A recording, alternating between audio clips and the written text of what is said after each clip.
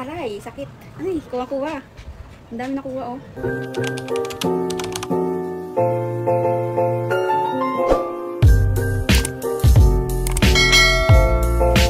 Hi guys! So for today's video, meron nga akong bagong product na gagamitin. So ito yung hair vegan. So first time ko pa lang to gagamitin. So gusto ko siyang itry. So pang ano to, hair wax ng underarm hair.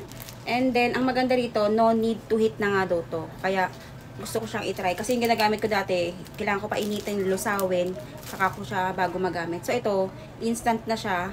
Ganito lang. Tapos ito may kasama na siyang wax paper, tsaka spatula. Tapos ang mura lang ito, 150 lang yata yung bili ko dito. So ayun, ito-try na natin. Kasi nga instant lang naman, so madali lang itong gamitin. So una nga natin gagawin, linisan muna natin yung underarm natin. Ayan, kita nyo yung ano ko buhok. Ayan. Medyo mahaba na siya, tsaka makakapal yung hiblan niya. Ayan.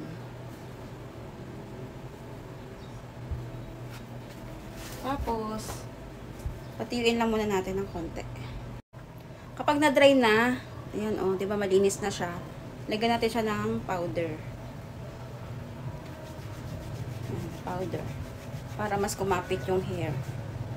Kapag in-apply daw natin to, wag masyadong makapal kasi baka hindi makuha yung buhok. So ngayon, konti lang daw muna. Ayan. Apply lang natin doon sa way ng hair. Ayan. So make sure na malalagyan lahat yung hair. Ayan. So lagyan ko sa lahat ng part na may hair kasi para hindi sayang yung wax strip. Pero pwede ba naman natin yun magamit ulit. Yan, lagkit na oh. Then after niya lagay natin tong wax strip.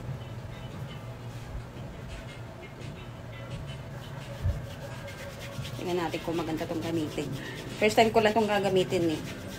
Kasi yung ginagamit ko na yung Lux wax. Tsaka yung Kikilili na sugar wax. Naubos na kasi. Kaya nag-try ako ng bago. Ito kasi hindi na kailangan initin, kaya maganda siya. And then, hilahin natin siya dun sa opposite ng kubo ng hair natin. Okay, 1, 2, 3. 1, 2. Aray, sakit. Ay, kuha-kuha. Ang dami nakuha, oh. Hala, ang galing ah. Ang dami. Oh. May natira pa konti. May natira pa siya konti pero ang dami niya nakuha. Galing. Apply na lang ako ulit.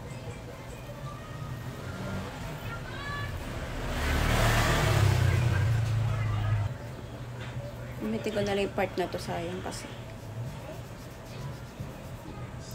1, 2, 3. Aray. Ayun oh, may nakuha pa rin siya oh.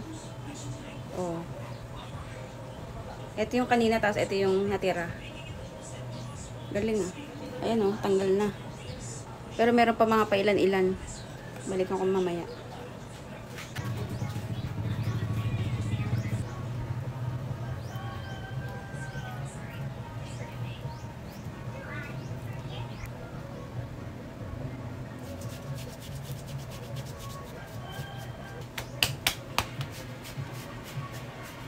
One, two, three. Aray, ang dami. Ayan o. Kuwang-kuwa niya o. Pero meron pa rin natira. And so ito yung natira. Lagyan ko na lang siya ulit.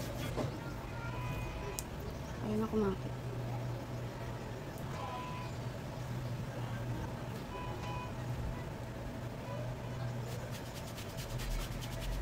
So ito yung natira. 1, 2, 3. Aray. Ayan o. Nakuha pa din siya. Ayan.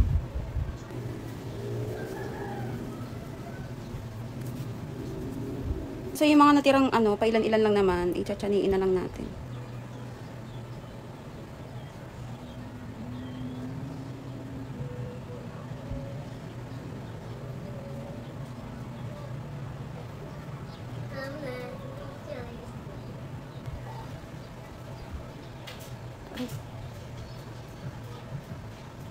Sakit.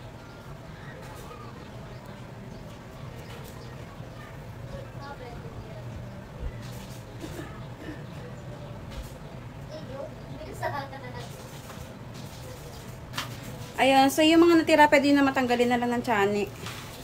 Naduduling na kasi ako. And then after niya, mag-apply kayo ng oil.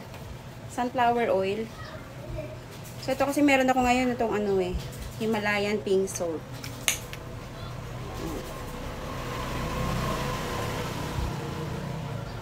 Yan guys, so ito na nga lahat yung natanggal kong hair. Ayan, ito yung sa baba. Ito yung sa kilikili. Ayan, ang dami. So yun lang, naipakita ko na sa inyo kung paano siya gamitin. Natatry ko naman at masasabi ko maganda rin naman talaga siya.